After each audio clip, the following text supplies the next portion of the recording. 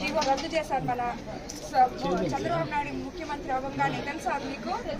తెలుసు కదా. దానివల్ల మీకు లాభాలు ఉన్నాయి. ఇది వరకు కూడా తెలుగుదేశం ప్రభుత్వంలో మత్స్యకారులకి చాలా సపోర్ట్ చేశారు. ఇప్పుడు కూడా రాబోయే రోజుల్లో ఇంకా కూడా చేస్తారు మనకి. సరేనా?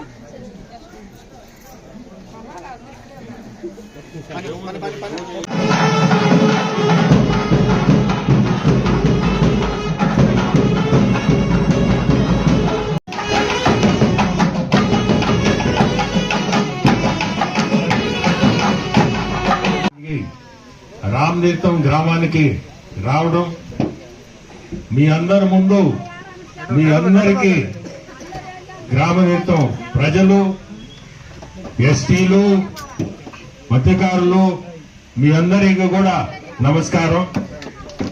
ఈరోజు ఇటువంటి కార్యక్రమం చాలా గొప్ప కార్యక్రమం. 100 రోజుల్లో మీరు ఎప్పుడు కూడా మీ అందరూ, నేను వేరే పార్టీలో ఉన్నా, ఇంత ముందు చూశాను, ఇప్పుడు చూస్తున్నాను. ఇక్కడికి వచ్చిన తర్వాత ఇది నిజంగానే ఈ ప్రభుత్వం అనేది ప్రజల ప్రభుత్వం, ప్రజలకి అవసరం ఉన్న ప్రభుత్వం ఇదే తెలుగుదేశం. ఈ కూటమిలో మనకి జనసైనికులు, బీజేపీ మనతో కలవడం చాలా గొప్పది. ఈ కూటమి వల్ల మనకి మీరు చూస్తున్నారు, పవన్ కళ్యాణ్ గారు కానీ, బీజేపీ నాయకులు పురంధేశ్వరి మేడం కానీ, వీళ్ళు కూడా మనతోటే, మన చంద్రబాబు నాయుడు గారితో, ముఖ్యమంత్రితో ఎంత అనుకూలంగా అతను ఆ బాటలో, మంచి బాటలో ఏది మనస్పర్ధలు లేకుండా గవర్నమెంట్ నడిపిస్తున్నారు. ఈ 100 రోజుల్లోనే మీకు కనపడుతున్నది. ఈ రోజు మనకి పవన్ కళ్యాణ్ గారు డిప్యూటీ సీఎం మొన్న గ్రామ సభలు కండక్ట్ చేయించాడు. అది అతని కార్యక్రమం. ఎటువంటి కార్యక్రమం అది? ప్రతి గ్రామంలో, మన రాష్ట్రంలో దాదాపు 13,326 గ్రామాల్లో ఆ రోజు ఒకటే టైంలో గ్రామ సభ జరిపేయడం అనేది చాలా గొప్ప కార్యక్రమం. అంటే ఎంత ఐక్యతగా నడుస్తుంది గవర్నమెంట్. ఇది ఇట్టే మనకి నడిస్తే ప్రజలందరికీ మంచిది, మనందరికి కూడా మంచిది. ఈరోజు పెన్షన్ గురించి పెద్ద ఆయన ఇప్పుడే చెప్పారు. 4,000, 3,000 నుంచి ఒకటేసారి 4,000 ఇవ్వడం అనేది చాలా గొప్ప కార్యక్రమం.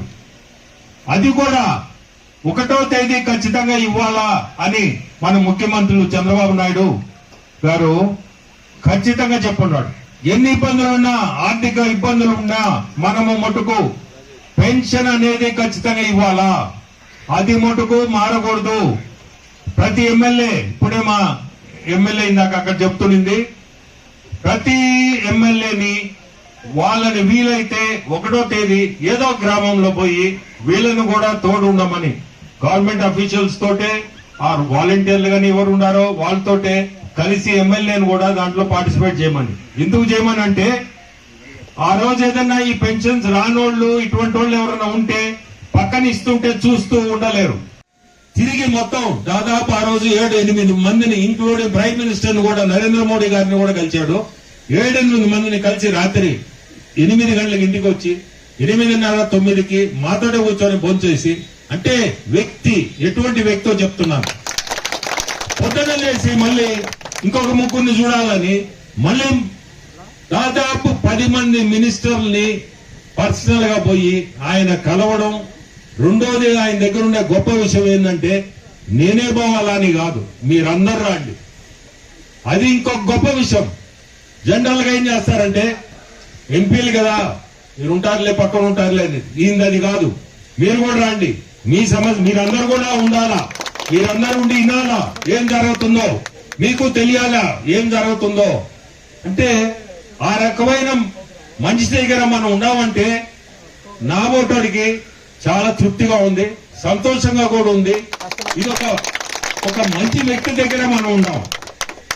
మనం కూడా అట్టే ఈరోజు అవన్నీ చూసిన తర్వాత మనం కూడా మీ అందరి ముందు నిలవడం ఒక మంచి వ్యక్తిగా మీ అందరిలో కూడా ఉండాలని.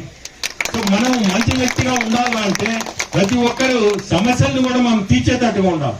సమస్యను చూసి దానికొని పరిగెత్తే పరిస్థితి ఉండకూడదు. అది మెయిన్. ఏ సమస్య ఉన్నా సమస్యకి ఏదో ఒక ఆన్సర్ ఉంటది, దాన్ని కరెక్ట్ చేసుకునే పరిస్థితి కూడా ఉంటది. అందుకని సమస్యలు ఎదుర్కోవాలా, దాన్ని కూడా తీర్చేదానికి చూడాలా. కొన్ని జరుగుతాయి, కొన్ని జరగవు. కానీ దేనికి కూడా మీరు నిరాశ పడకూడదు.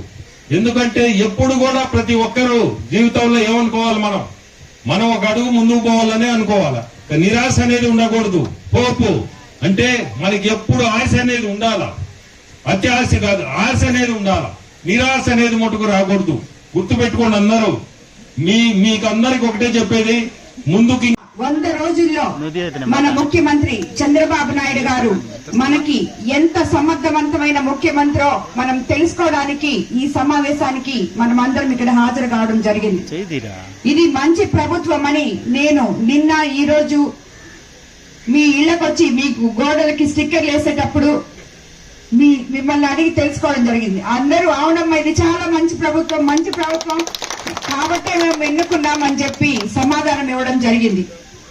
చంద్రబాబు నాయుడు గారు మనకి ఏమీ లేని, గత ప్రభుత్వం ఏమీ మిగల్చకుండా ఖాళీ చేసిన ఖజానాను తీసుకొని అధికారంలోకి వచ్చి 100 రోజులైంది.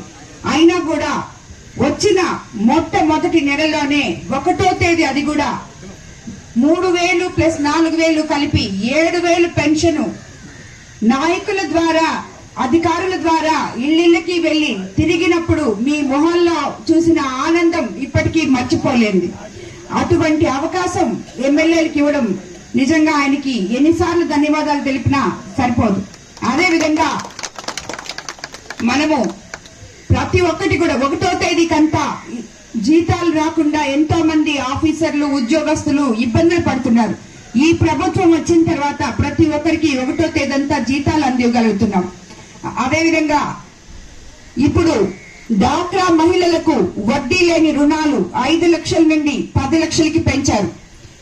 మీకందరికీ తెలుసు, గత ప్రభుత్వంలో ఇటువంటి పథకాలన్నీ పక్కన పడేసి ఎక్కడ డబ్బులున్నా వాళ్ళు ఏం చేస్తారో, ఎక్కడికి డైవర్ట్ చేస్తారో కూడా తెలియదు. కానీ తిరిగి ఇవన్నీ చక్కబెట్టుకొని లైన్ కి తీసుకుని వచ్చి ఏ పథకానికి ఏది ఇవ్వాలో, ఏది మంచి చేయాలో అని చెప్పి ఆలోచించుకుంటూ అహర్నిశలు మన కోసం కష్టపడుతున్నా.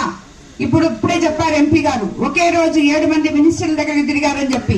దేనికి తిరిగారు? మీకోసం. ఎందుకంటే ఆయన కేవలం ప్రజల గురించే ఆలోచిస్తారు కాబట్టి ముఖ్యమంత్రి గారు ఈ ప్రజలకి నా చేతనైనంత మంచి చేయాలి అని చెప్పి ఆయన అహర్నిశలు ఆయన వయసును మర్చిపోయి కష్టపడుతున్నారు.